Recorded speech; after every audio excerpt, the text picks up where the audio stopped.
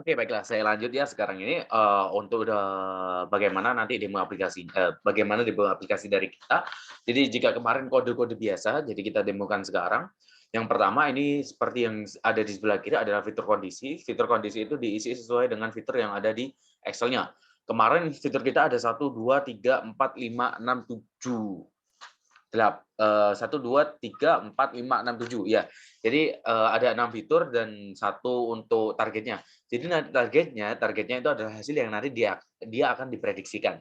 Dan selanjutnya ada fitur yang pertama yaitu umur, lalu fitur yang kedua size stolic, fitur yang ketiga adalah diastolic, yang keempat adalah blood sugar, lalu yang kelima ada body temperature, dan keenam ada heart rate. Nah, oke, jadi untuk fitur-fiturnya kita isikan saja. Jika kita ingin memprediksikan, jadi resiko kesehatannya tinggi, sedang, atau rendah, bisa kita masukkan di sini data random saja ya.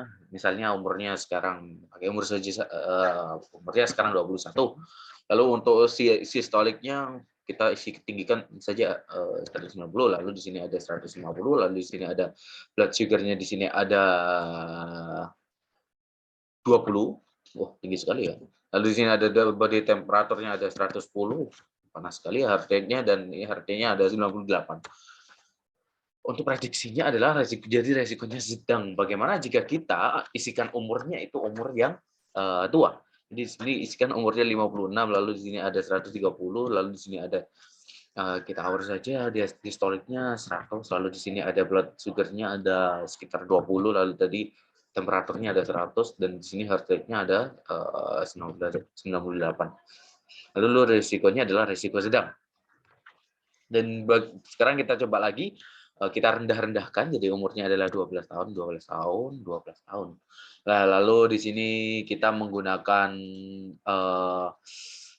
historiknya adalah 70, kita rendahkan saja. Di sini ada 50, lalu di sini ada 6 saja, jangan pakai koma dulu. Lalu di sini ada untuk apa namanya, body temperature ya, body temperature kita isi 98, heart rate-nya kita isi 80, sorry, ya 80, maka resiko dia adalah resiko rendah. Jadi tadi sebelumnya adalah resiko sedang, di sini resiko rendah. Sekarang bagaimana jika kita tinggikan semuanya ya? Di sini 55, tadi kita pakai 140, terus di sini pakai 100, terus di sini pakai 15, lalu di sini pakai setelah 15 kita pakai 98, lalu di sininya kita kasih 80 atau 90 saja, 90 biar tinggi. Ya. Lalu resikonya tinggi. Jadi seperti ini kawan-kawan. Lalu di sini ada beberapa saran dari kita tadi sebelumnya untuk prediknya itu kita harus ubah ke integer terlebih dahulu karena tadi ada beberapa kasus dia resikonya ini terus, dia resikonya adalah dia ke rendah terus karena codingannya di sini menggunakan di sini menggunakan else-nya adalah resiko rendah. Nah, tadi kita menemukan sebuah kasus di sini ketika saya pertama kali kita deploy, itu resiko yang kita masukkan adalah rendah selalu. Kalau di sini rendah selalu, setelah kita perbaiki resikonya menjadi sedang.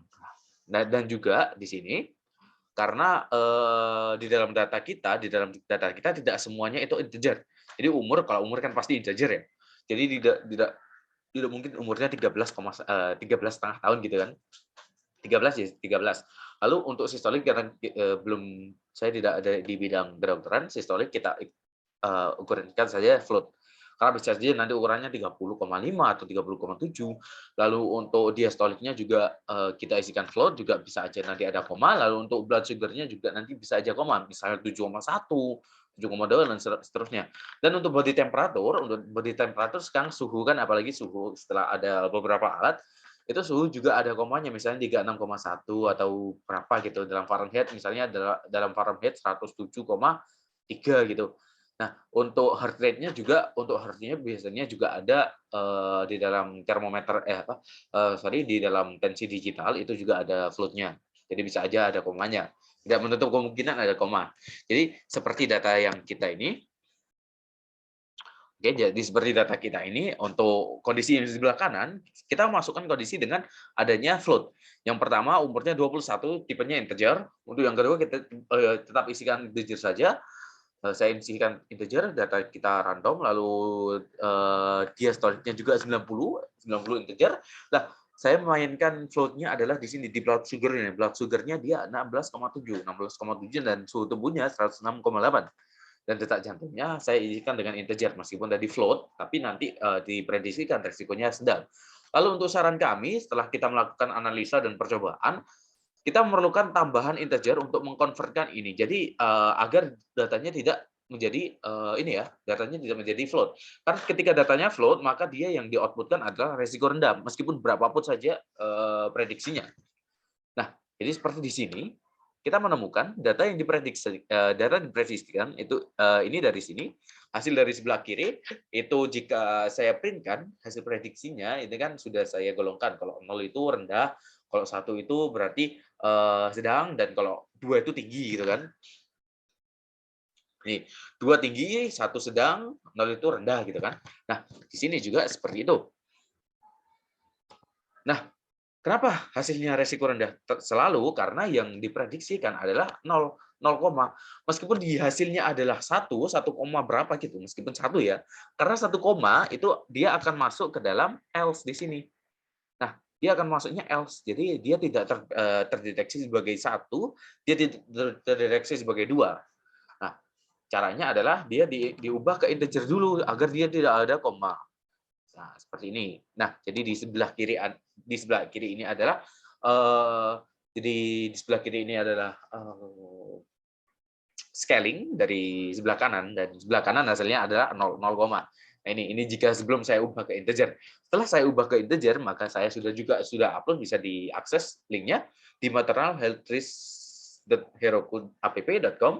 Ini bisa diakses di sini, dan untuk hasilnya sudah kita perbaiki menjadi dia integer, bukan lagi ada koma-komanya seperti tadi. Oke, itu saja untuk deployment, dan itu saja sekian untuk bagaimana tentang prediksi, bagaimana tentang klasifikasi dengan menggunakan decision tree. Semoga bermanfaat buat teman-teman. Assalamualaikum warahmatullahi wabarakatuh. Selamat malam.